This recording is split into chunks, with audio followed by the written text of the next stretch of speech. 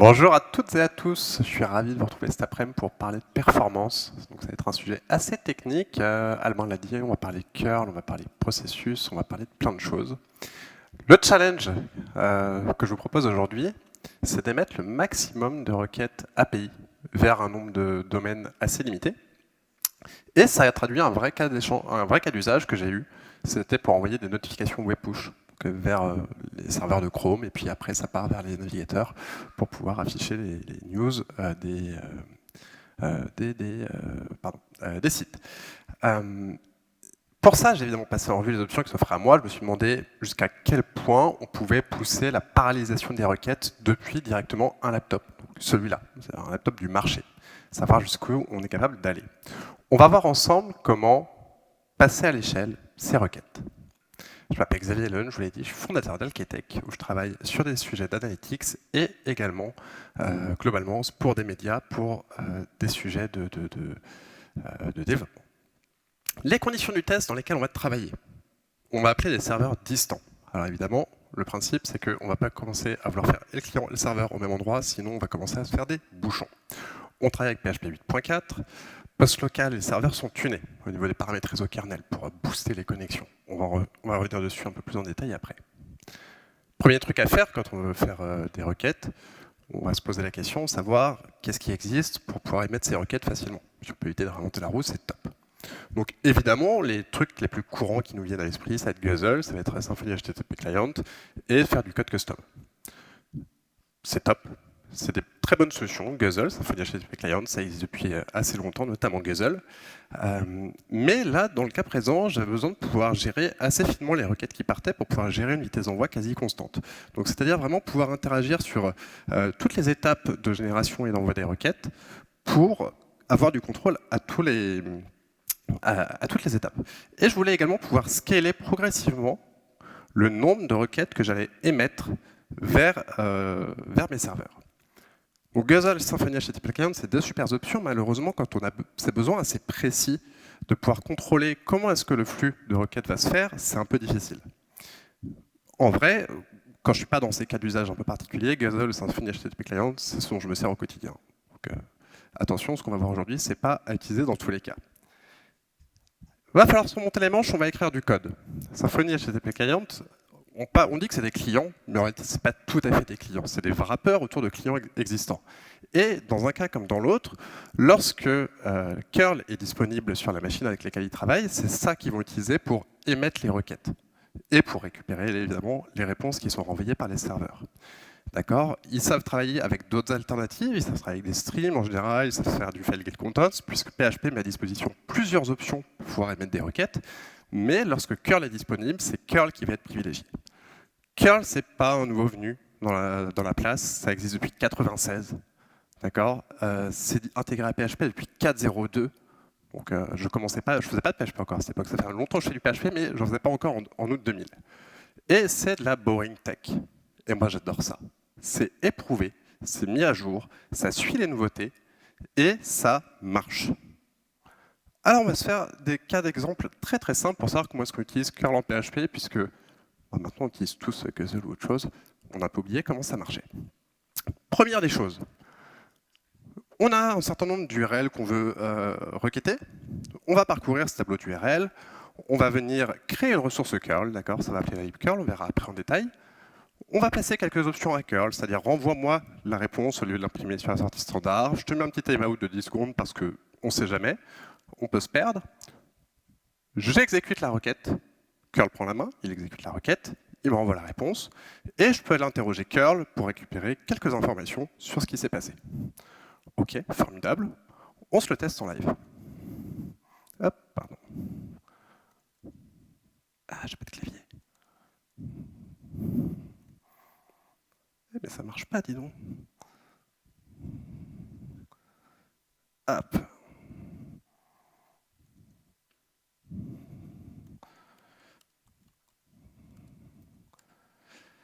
Ok, très bien. Alors, on voit qu'on a 3 requêtes qui ont été effectuées successivement. Ça prend à peu près 0,3 secondes pour exécuter l'ensemble. Et puis, on voit qu'il y a un temps de connexion, un temps total pour effectuer les requêtes les unes après les autres. Formidable. C'est pas ouf, hein, on a vu comment ça marchait.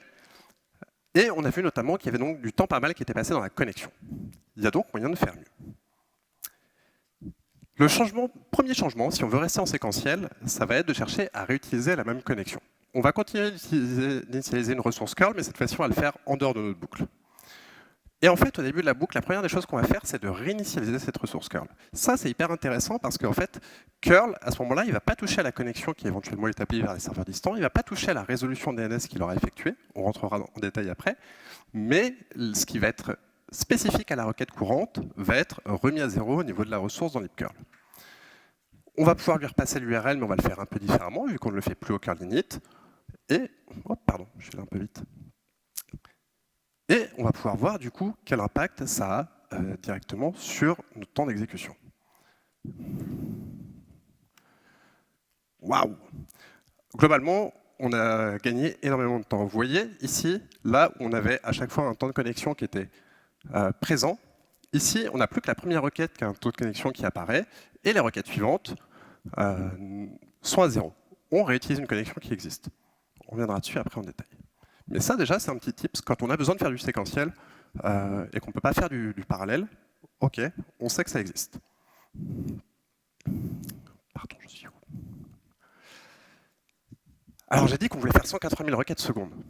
180 000 requêtes secondes, si on les fait les unes après les autres, ça va prendre un certain temps. À mon avis, ça va être un peu chaud pour y arriver. Curl nous offre évidemment une option pour pouvoir faire des requêtes en parallèle, des requêtes simultanées. Là, le fonctionnement est un tout petit peu différent. Première des choses, c'est qu'on va venir initialiser un handler multi.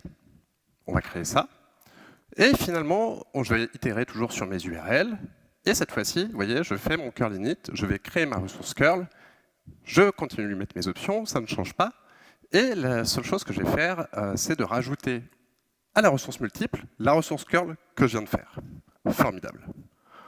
Ensuite, on va exécuter toutes nos requêtes en parallèle. D'accord ? Et on va pouvoir itérer sur nos handles pour pouvoir récupérer le contenu des réponses et faire un peu de nettoyage derrière, ce qui me permettra de faire autre chose. Très bien. On est propre, on nettoie le curl multi. Très bien. Combien de temps est-ce qu'on met pour faire ça maintenant? C'est là qu'on va voir si ça marche encore. Donc là, vous voyez, on mettait 0,12 secondes globalement en séquentiel. Bah là, finalement, on passe à 0,08. Le temps total d'exécution de mon script, ça va devenir le temps d'exécution de la requête la plus lente, grosso modo. OK, très bien, on se range ça dans la boîte à outils, on a vu comment ça marchait globalement. On se le garde en tête. Pareil, on est encore un peu loin des 180 000 requêtes secondes. Globalement, aujourd'hui, il y a un truc auquel il va falloir qu'on fasse assez gaffe, ça s'appelle le busy looping. Le busy looping, c'est de manière générale, en informatique, quand on effectue une boucle et qu'on va venir vérifier un état, on continue, au lieu d'attendre que cet état change. Imaginons que vous attendez un appel important, et que pendant 1 heure, toutes les secondes, vous sortez votre téléphone et vous le regardez. Globalement, au bout de cette heure où votre téléphone va se mettre à sonner, vous n'aurez fait que ça. D'accord ? Cependant, si vous laissez votre téléphone gentiment posé et que vous le mettez en sonnerie, vous pouvez commencer à faire autre chose, vous pouvez aller boire un café, vous pouvez finir votre pull request, et quand il sonne, vous prenez votre téléphone, vous décrochez.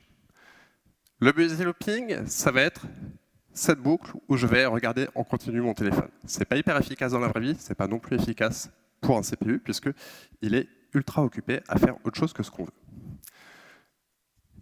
Et ça, il y a aussi ça, c'est assez facile de tomber dans ce piège-là avec curl. D'accord ? Donc pareil, on va avoir 2 cas d'implémentation.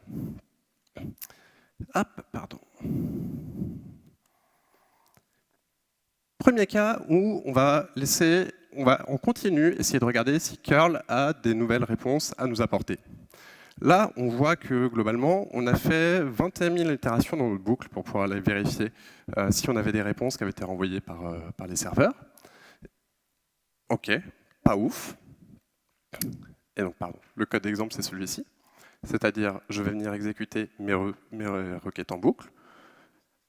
Et tant que je n'ai pas de nouvelles informations qui sont arrivées sur le réseau qui ont été traitées par curl, bah finalement, je vais itérer sur ce curl multi-info read pour pouvoir récupérer ces informations. Et après, le reste du process, c'est le même, c'est-à-dire une fois que j'ai récupéré une réponse, je nettoie, et pourquoi pas, je relance une autre requête, pour aller très vite, maintenant que j'ai un slot qui s'est libéré. Et on fait ça tant qu'on a des requêtes qui sont en cours. Vous voyez, alors en haut, on a curl multi-exec qui est capable de nous mettre à jour le nombre de requêtes sur lesquelles il lui reste, enfin le nombre de ressources sur lesquelles il reste des réponses en attente, et on peut faire ça tant qu'on n'a plus de réponses en attente. Très bien. Donc je vous disais tout à l'heure, on a fait 21 000 itérations. C'est pas ouf. Avec curl, on est capable de lui dire « Attends, bloque-moi mon script jusqu'à ce que j'ai reçu une réponse et que j'ai une réponse qui est prête à traiter. » Curl multi-select. Ça, on peut le laisser en mode bloquant ou alors on peut lui donner un timeout. Avec un deuxième paramètre, on va lui dire « Fais-moi attendre maximum 100 millisecondes, 200 millisecondes », ce qui peut nous permettre de faire d'autres choses aussi après, d'accord, pas systématiquement interroger curl. Si on reprend notre exemple, et qu'on rajoute notre petit curl multi-select, on va voir que globalement, le temps global d'exécution de nos scripts, il ne va pas tellement changer. Cependant, le nombre d'itérations qui ont été effectuées par PHP, il est passé de 21 000 à 727. Ça ne va pas changer beaucoup notre vie côté PHP. Par contre, ça va changer la vie de votre processeur qui va pouvoir faire d'autres trucs pendant qu'il n'est pas occupé à faire un while false, globalement, un while true, pardon, et ben, il va pouvoir faire d'autres trucs. Par exemple, traiter les réponses qui arrivent directement. OK. Donc là, on commence à avoir un peu des différentes choses dans notre petite boîte à outils. Mais pareil, il va falloir qu'on muscle un peu notre jeu si on veut pouvoir monter à 180 000 requêtes secondes. On n'y est pas encore. Et là, il y a un truc auquel il va falloir qu'on fasse particulièrement attention. On a parlé un peu de connexion juste avant. On s'est dit les connexions, ça peut coûter cher. Attention. Ça peut coûter cher dans deux points. D'abord, il faut faire très attention parce qu'un mur de connexion, ça peut arriver très très vite. Qu'est-ce que c'est qu'un mur de connexion? Connexion à établir, ça coûte cher. Ça coûte cher pour le client, ça coûte cher pour le serveur. Qu'est-ce qui se passe? Quand j'émets une requête avec PHP, via curl, j'ai PHP qui, à travers l'extension, va appeler libcurl. La libcurl va redescendre, va faire un appel système avec socket, ça va redescendre au niveau du kernel. Le kernel va nous attribuer un port source éphémère, un file descriptor qui va nous permettre de gérer les entrées et les sorties. Ça va redescendre un stack TCP/IP, ça va passer par l'interface réseau qui va nous faire transformer tout ça en signal qui va partir vers notre câble Ethernet ou notre Wi-Fi. Ça va ressortir sur Internet, ça va arriver au serveur distant, grosso modo. Si on zoome un petit peu ce qui passe au niveau de la stack TCP/IP, pour l'établissement de la connexion, c'est là que ça va réellement se jouer. Voilà ce qui va se passer. L'établissement d'une connexion en TCP, ça se passe en 3 étapes. On a d'abord le client qui va commencer par envoyer un premier paquet SYN. Il va dire « Salut, j'ai envie d'établir une connexion avec toi ». Le serveur va la recevoir, va la placer dans ses SYN queues, puis va répondre avec un paquet SYN-ACK. Il va dire au client « Salut, j'ai bien reçu ta réponse, enfin ta demande de connexion, moi je suis chaud ». Et le client, il va renvoyer ACK, et ce paquet va passer dans l'accept queue. Ça veut dire « Ok, j'ai compris, puisque j'ai reçu ton signe ACK, que tu étais prêt à recevoir une connexion, moi je te confirme que je suis toujours chaud pour établir une connexion avec toi ». Ça passe donc dans cette queue, et ensuite c'est transmis à notre serveur, grosso modo, au truc qui va écouter. Souvent ça va être le serveur web, Kali, Nginx, ce que vous voulez, qui va pouvoir accepter la connexion, et ça va sortir dans notre backlog. Et quand on parle de mur de connexion, c'est qu'est-ce qui se passe si notre SYN queue qui est en bas, elle est déjà pleine, lorsque le client va chercher à établir la connexion, il va envoyer son paquet SYN, et il n'aura jamais de réponse. Ça, c'est exactement le comportement qu'on voit quand on voit qu'il y a des requêtes qui vont timeouter au bout de 30 secondes et qu'on va vous dire on n'a pas réussi à établir une connexion, ça veut dire le client il a mis son paquet SYN, en face le serveur il était full, il n'a jamais reçu de réponse, au bout d'un moment le client il laisse tomber et il dit c'est mort, ça n'arrivera jamais. C'est exactement cette connexion en 3 étapes, comme quand vous appelez quelqu'un, vous avez peur qu'il y ait du bruit autour, il y a Bob qui prend son téléphone, qui appelle Alice, qui dit « Alice, salut, tu m'entends ?» Bob répond « Ouais, moi je t'entends, et toi est-ce que tu m'entends ?»« Ouais, je t'entends bien, au fait, je voulais te demander. » Et c'est là réellement que la conversation démarre. C'est pareil en TCP. Ok, donc on se dit, on va faire attention à l'établissement de nos connexions. On va faire attention au temps que ça va prendre. Donc on va essayer de se faire un petit algo où on va se dire qu'on limite le nombre de connexions qu'on va pouvoir établir simultanément. Tout ça pour laisser le temps finalement à ce processus de se construire. Là j'ai mis 50 connexions qu'on peut faire simultanées. C'est quelque chose que il va falloir chercher. Il va falloir l'ajuster, ça va dépendre des domaines avec lesquels vous travaillez, ça va dépendre de ce que vous voulez faire, mais OK. Petit à petit, on va s'autoriser à établir de plus en plus de connexions. Pourquoi? On va le voir après en détail avec HTTP2, HTTP3, mais aujourd'hui, on a une décorrélation entre le nombre de requêtes qu'on émet et le nombre de connexions réelles qu'on va pouvoir ouvrir. Et donc, on va pouvoir se permettre d'envoyer de plus en plus de requêtes, parce que de plus en plus de requêtes ne voudra pas dire de plus en plus de connexions, réellement. Et donc, si on prend le détail de cet algo, c'est tout bête. Hein. On se dit qu'on peut établir au démarrage 50 nouvelles requêtes, ça va être 50 nouvelles connexions. Et puis en fait, au fur et à mesure qu'on va passer dans cette boucle, et au fur et à mesure qu'on a renvoyé des requêtes, on va se permettre d'en ouvrir de plus en plus. D'accord? Jusqu'à une limite haute qu'on va se fixer et qui va dépendre vachement des cas d'usage. OK. Très bien. Mais tout ça, c'est bien. C'est-à-dire qu'on établit une connexion TCP, mais en général, quand on fait du web aujourd'hui, c'est assez rare qu'on fasse des requêtes vers des API, par exemple, qui ne soient pas chiffrées.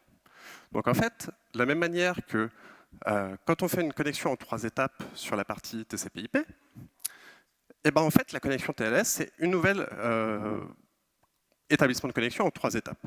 Puisque notre TCP/IP, on l'a vu, 3 étapes, TCP, SYN, ACK, ACK. Le TLS, ça va être la même chose. Le client va envoyer son hello, ce qu'il supporte.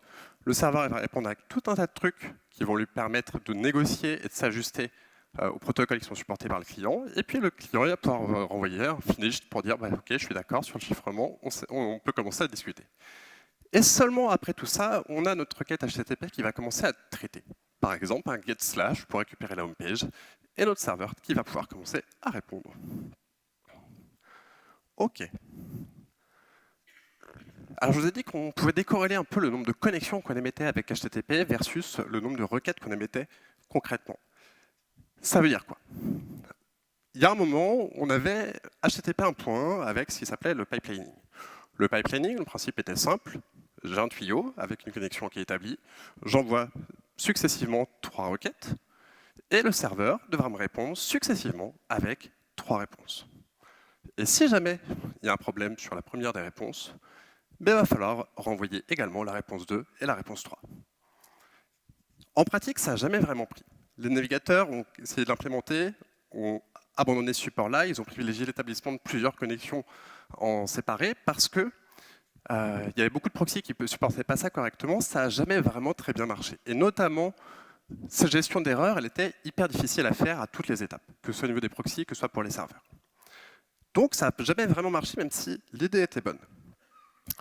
HTTP2, c'est revenu, et c'est revenu un peu différemment. Alors on a appelé ça des streams, on crée un nombre de streams sur une seule connexion. Par exemple, curl par défaut nous dit qu'on est capable de faire circuler 100 streams sur une connexion. C'est un nombre un peu arbitraire hein, qui a été fixé. Parfois on peut l'augmenter, parfois être plus bas c'est plus malin. Mais cette fois-ci, on n'a plus de dépendance à l'ordre des requêtes pour l'ordre des réponses qui vont être renvoyées par le serveur.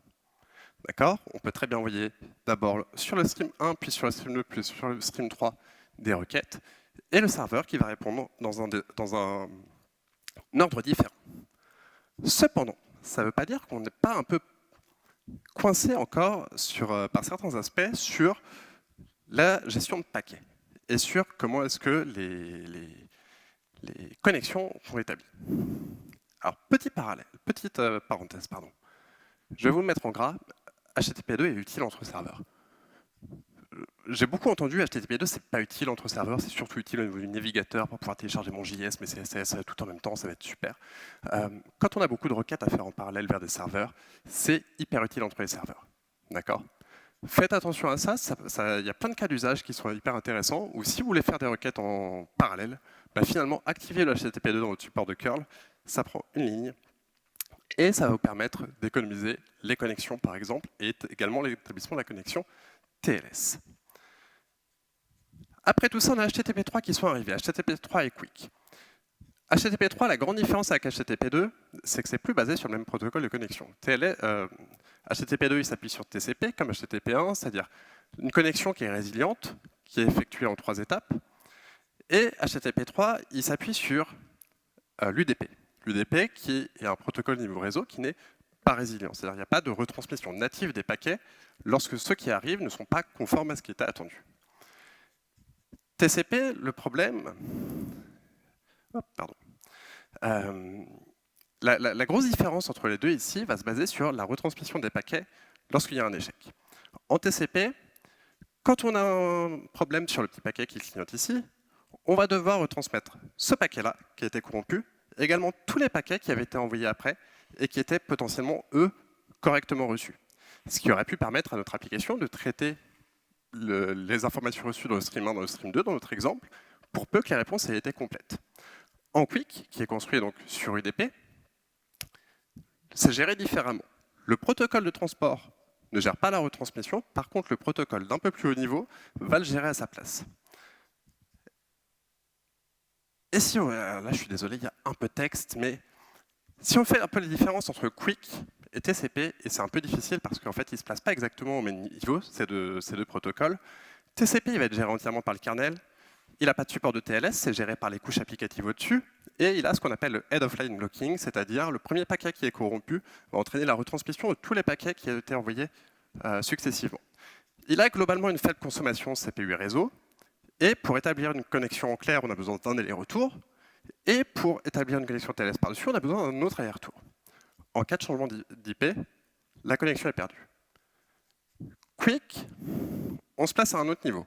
On a l'UDP qui est géré par le kernel, toujours. Par contre, toutes les autres briques vont être gérées côté userland dans l'application. L'application, souvent, ça va être abstrait par des librairies. Le support est natif de TLS. Quand je dis natif, vous n'avez pas de connexion Quick qui soit établie, qui ne soit pas chiffrée. Donc c'est plus que natif, c'est obligatoire. Il y a la retransmission unitaire de paquets dont je vous parlais, et on a une surconsommation CPU et réseau. Pourquoi? Les paquets qui sont envoyés, le cas d'usage de Quick, c'est la connexion mobile qui est instable. Donc le principe, c'est on envoie des paquets plus petits, plus nombreux, pour que quand il y en a un qui échoue, on renvoie que celui-là. Dans le cas d'une connexion mobile, avec une latence qui est importante, et avec une paire de paquets qui peut être plus fréquente, c'est hyper intéressant. Dans le cas d'une connexion qui est établie fibre, serveur à serveur, ça peut être moins pertinent. Et là, aujourd'hui, c'est le CPU qui va nous bloquer, donc il faudra qu'on fasse attention. Un aller-retour pour établir une connexion chiffrée et support du changement d'IP. C'est-à-dire, c'est grâce à ce genre de protocole où vous pouvez continuer à regarder votre vidéo sur YouTube quand vous sortez de chez vous, que vous déconnectez de votre Wi-Fi et que vous passez en 5G. OK. Une fois qu'on dit tout ça, si on fait le récap entre les différentes versions de HTTP, on voit qu'on a HTTP 1.1 qui était la connexion historique, protocole réseau TCP/IP, HTTP2 pareil, HTTP3 ça passe en Quick. On a aussi différentes optimisations entre HTTP2 et HTTP3 qui vont être la parallélisation qui va arriver avec HTTP2, avec HTTP3 c'est pareil, format d'échange qui passe en binaire, on ne peut plus vraiment lire les requêtes, les réponses qui sont envoyées humainement, alors qu'on pouvait le faire facilement en HTTP1. Et on arrive avec une compression des headers qui va nous permettre, lorsqu'on envoie beaucoup de requêtes qui vont être assez similaires, que finalement les informations de cookies, les informations de user agent, tout ce genre de choses ne seront pas répétées grâce à la compression qui va arriver. Et il y a quelques autres fonctions avancées. OK. Donc là, on se dit, HTTP3 c'est top, c'est plus rapide, c'est ça qu'on va pouvoir utiliser à chaque fois. Pas toujours. Parfois, HTTP2 est plus rapide. Grâce notamment, donc, moins d'overhead CPU lié au protocole, mais aussi à une implémentation plus mature. HTTP3 est arrivé pas si récemment que ça, maintenant ça fait plus de 5 ans. Les implémentations, elles sont très différentes au niveau client et au niveau serveur. C'est encore assez fragile. C'est encore assez fragile que ce soit au niveau des serveurs, que ce soit au niveau des clients, puisque là où on s'appuyait finalement sur une logique qui était à peu près la même, mais qui est passée en binaire de HTTP1 à HTTP2, là, cette fois-ci, on a vraiment tout le protocole de transport qui change, et on ne bénéficie pas vraiment des 30 ans d'optimisation de TCP/IP, puisque Quick, c'est tout nouveau. C'est tout nouveau. Ça a quelques années. OK. Côté curl, c'est encore assez fragile, je vous le disais. Il y a différents backends qui sont dispo pour faire l'intégration de Quick, mais finalement, ce n'est pas le cas d'usage principal de faire de la requête avec curl de faire du serveur-serveur. Donc, ce n'est pas là qu'il y a le plus d'optimisations qui seront faites. Par contre, côté navigateur, ça fonctionne très bien. D'accord ? Quick, c'est poussé à la base, c'était standardisé. Notamment, le standard a été écrit par Akamai, ce n'est pas des nouveaux venus, ils ont le plus gros CDN au monde. Ça arrive du protocole Speedy qui avait été créé par Google, donc pareil, ce n'est pas des nouveaux venus non plus. Mais côté curl, c'est encore un peu fragile, et côté serveur web, c'est encore un peu fragile. Par exemple, Apache, de mémoire, ils sont encore en expérimental sur le support d'HTTP3. OK. Là, je vais vous présenter l'interface qui va nous permettre de savoir globalement combien de requêtes on arrive à faire. Cette interface, elle a ici les stats de deux serveurs qu'on va pouvoir appeler, le consommation CPU côté client, et puis les stats de notre... et puis la commande qui est lancée en bas. Je suis désolé, le Wi-Fi étant pas très bon, les démos sont enregistrées. Sinon, je vous les aurais faites en live, mais pour le coup, c'est vraiment trop difficile. On lance notre script, on lance un worker et on fait du HTTP 1.1. Là, on voit qu'on établit à peu près 2500, 4000 connexions, ça varie pas mal. Boum, on s'est pris plein de timeout. On a déjà 2% de requêtes en erreur. OK, on arrive à faire 1200 requêtes secondes. OK, pas ouf. Il va falloir qu'on bosse. Si on passe à la suite et qu'on regarde ce qui se passe avec HTTP2 cette fois-ci, pareil, on va avoir notre client qui va commencer à travailler, on va avoir le serveur qui va commencer à se réveiller. On voit que cette fois-ci, on n'a plus que 752 connexions qui sont établies, donc c'est déjà plus stable. On voit qu'on n'a pas tellement d'erreurs et on est dans les 30 000 requêtes secondes. OK, pas mal. Et si on fait le test en HTTP3, waouh, ça y est, on commence à avoir des erreurs. On ne sait pas trop ce qui se passe, mais il y a des erreurs qui arrivent un peu de partout. On a 300, 400, 500 connexions qui sont établies. On voit qu'on a des erreurs de mémoire régulièrement qui arrivent et on est obligé de relancer notre script pour pouvoir continuer à envoyer nos requêtes. Mais bon, évidemment, quand notre script il est killé à cause d'un problème de mémoire, ça nous pose des petits soucis. Attendez, qu'est-ce qui se passe là? Je vous ai dit, j'ai les stats pour 2 serveurs et pourquoi est-ce que j'ai un seul serveur qui bosse en haut? On n'aurait pas un petit souci de DNS? En vrai, on va aller vérifier ça quand même. OK, le serveur qui est appelé, c'est celui-là, c'est loadtest.alki.tech. Donc on va aller vérifier la DNS. On va aller interroger ça avec la commande D qui va nous permettre d'avoir les infos. Et on voit bien qu'on a 2 enregistrements A qui nous répondent, c'est-à-dire 2 IP différentes qui sont susceptibles de répondre pour ce serveur-là.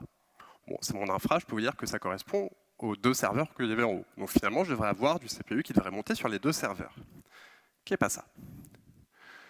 Il se passe qu'en fait, curl, je vous en ai touché un mot tout à l'heure, la résolution DNS, elle n'est pas effectuée dans le thread principal, elle est effectuée à côté, et puis surtout, il va vouloir nous aider. Il va faire une fois la résolution DNS, il va la garder, et toutes nos requêtes ultérieures, même si on établit une nouvelle connexion, va le faire vers le premier serveur qui va être appelé. C'est super dans la plupart des cas.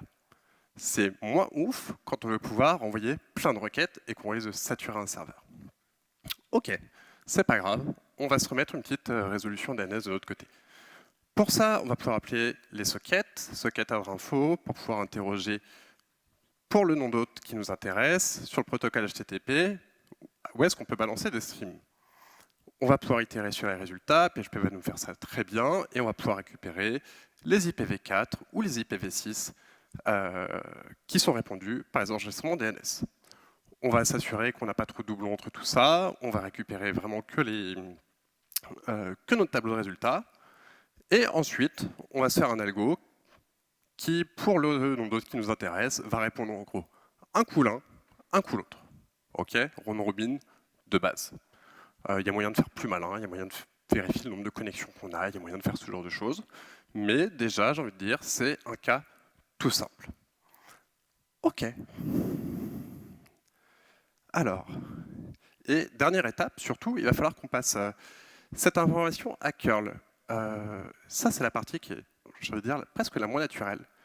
Comment est-ce que ça marche? On va lui construire une chaîne qui va être nom d'hôte, 2 points, le port sur lequel je veux me connecter, 443 pour du HTTPS, 2 points, l'IP qu'il doit utiliser. Et curl a une option naturelle pour lui dire, pour son hôte, sur ce port-là, tu vas te connecter à cette IP-là. Et tu bypasses complètement ta vérification DNS. OK, qu'est-ce qu'on arrive à faire avec ça? OK, on rajoute la petite option qui nous permet de forcer la résolution DNS. Qu'est-ce qui se passe? Eh ben, on voit qu'on a du CPU qui commence à monter sur nos deux serveurs. C'est grosso modo pareil des deux côtés, donc c'est que ça marche plutôt près de normal. Mais on voit qu'on est toujours à 30 000 requêtes secondes. Pas ouf. Pas ouf. On va passer à l'échelle. Grosso modo, l'état actuel de l'usage du CPU, c'est ça. On a PHP qui va prendre une partie du truc, on a curl qui va prendre une partie. À côté, il peut y avoir éventuellement la petite trace pour le DNS et la gestion des timeout. Et puis on a le réseau qui va être étalé par l'OS un peu sur tous les cœurs de la machine. La machine que j'ai, elle a un certain nombre de cœurs, certains sont plus ou moins performants que d'autres, c'est pour ça que les barres sont plus ou moins hautes. Ça, c'est comme ça qu'on est aujourd'hui. L'objectif qu'on va essayer de faire, c'est de se mettre du PHP et du curl et du réseau absolument de partout. On veut que ce soit tout rouge. Le multithreading en PHP, on va essayer de s'étaler. On a globalement trois options qui existent, pthreads, Parallel et PCNTL. Pthreads, il a été abondé avec PHP 8, Parallel, c'est une extension supplémentaire qui est cross-platform, et PCNTL, c'est une extension native qui n'est pas disponible sur Windows. Moi, j'ai choisi de travailler avec PCNTL. Pourquoi? Parce que déjà, je préfère travailler avec les extensions qui sont natives. On est sûr que sur les montées de version de PHP, on n'aura jamais de problème sur ce genre de choses. Et puis surtout parce que je veux avoir un niveau d'isolation assez fort entre mes différents process. Regardons comment ça marche. Le principe avec fork, il est à la fois très simple à mettre en œuvre et en fait pas si naturel à comprendre. Imaginons qu'on a un script qui initialise une variable à 0.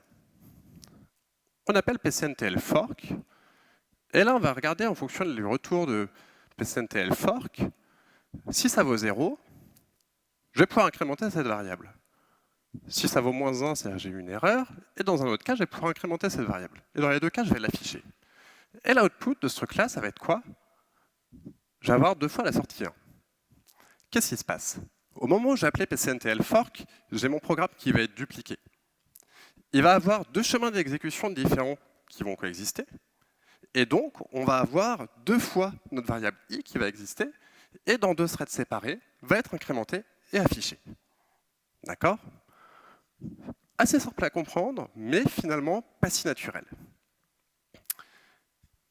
En général, ce qu'on va faire d'ailleurs, c'est qu'en fonction de du retour de notre PID là-haut, soit on va lancer le code qu'on veut rentrer dans un nouveau process, soit, si on est sur le parent, on va plutôt se mettre en mode supervision.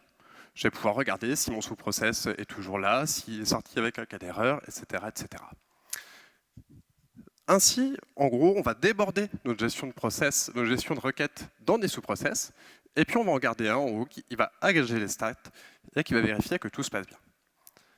OK, et voyez, on peut appeler PCNTL wait pour avoir immédiatement un retour, savoir si on a un de nos enfants qui est mort, malheureusement c'est comme ça qu'on dit, je suis désolé, et on va pouvoir récupérer son code de retour. OK. Par contre, ce serait bien qu'on puisse... Ouais, les noms de ces librairies sont vraiment ouf en PHP. Genre PCNTL, Schmop. Il va falloir que notre parent puisse discuter avec ses enfants. Et pour ça, pareil, on a une librairie qui existe depuis à peu près toujours en PHP, qui est Schmop, Child Memory Operations, hyper descriptif, qui va nous permettre d'aller écrire et lire des trucs en mémoire pour pouvoir faire transiter de la donnée. C'est natif, ça travaille en mémoire, donc c'est super rapide. Et comme fork, Schmop, finalement, c'est jamais que de la remontée côté PHP de trucs qui existent en C et qui existent à assez bas niveau dans le système. Donc, zéro overhead. Le principe est assez simple. On va avoir le executing fork. On va pouvoir aller lire un emplacement de mémoire qu'on aura récupéré en paramètre, qui est une instance de Schmop. On va pouvoir, par exemple, voir s'il y a des changements qui sont détectés. On s'évite une busy loop en attendant un peu 50 millisecondes avant de faire de vérification, sinon en permanence je vais aller lire la mémoire. Et on va pouvoir sortir avec un exit 0.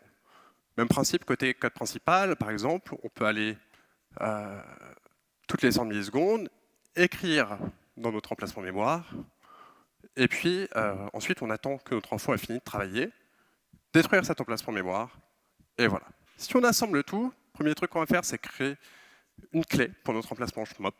Et là, pareil, on retombe sur un autre mot qui est formidable, qui s'appelle ftoc, qui va nous permettre de créer une clé unique, basée sur le chemin du fichier courant, et une seule lettre qui définit un projet.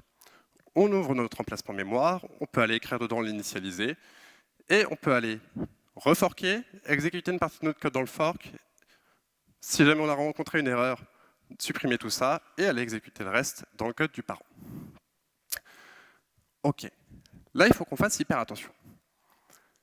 Il y a une erreur classique quand on travaille avec des process qui va être, j'ai un process parent qui établit une connexion MySQL qui va travailler avec la socket numéro 1. J'appelle un fork, j'ai deux chemins d'exécution différents qui vont s'exécuter, le process parent et le process enfant vont être des copies en mémoire l'une de l'autre. Et là, les deux vont vouloir renvoyer des requêtes SQL sur une connexion qui a déjà été ouverte. Qu'est-ce qui va se passer? C'est pas ouf. Je vous le dis, c'est pas ouf. Globalement, c'est là qu'on va avoir des erreurs possibles.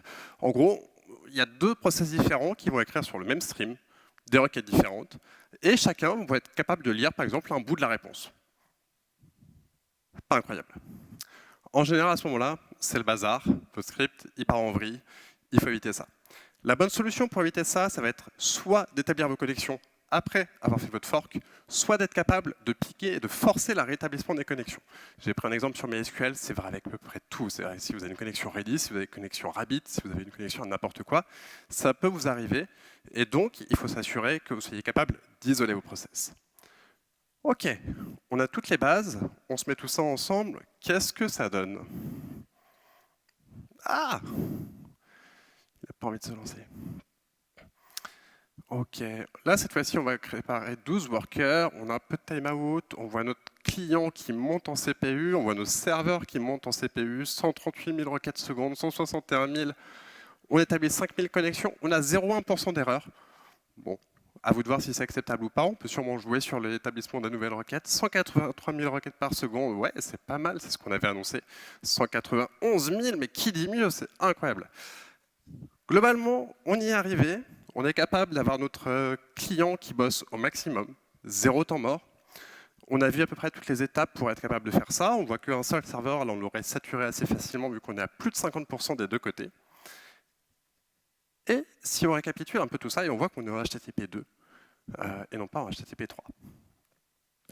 Petit wrap-up. Aujourd'hui, donc, on a parlé de curl, c'est vrai, on a parlé pas mal au début, on a parlé d'HTTP beaucoup, hein, de TCP, du DP.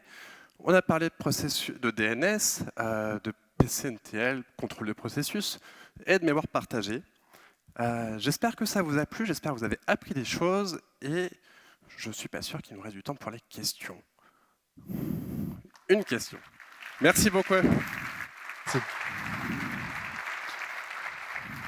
Oui, on a le temps pour une seule question. Non. Alors dans ce cas, j'en profite pour vous dire que vous avez tout le code des exemples que j'ai donnés et de l'application finale qui est sur GitHub. Ça vous permettra de, pourquoi pas, démarrer votre propre serveur, essayer de voir combien vous arrivez à monter avec votre machine et surtout voir si vous arrivez à le mettre à 100% de CPU. Merci beaucoup pour votre attention. Merci beaucoup, Xavier.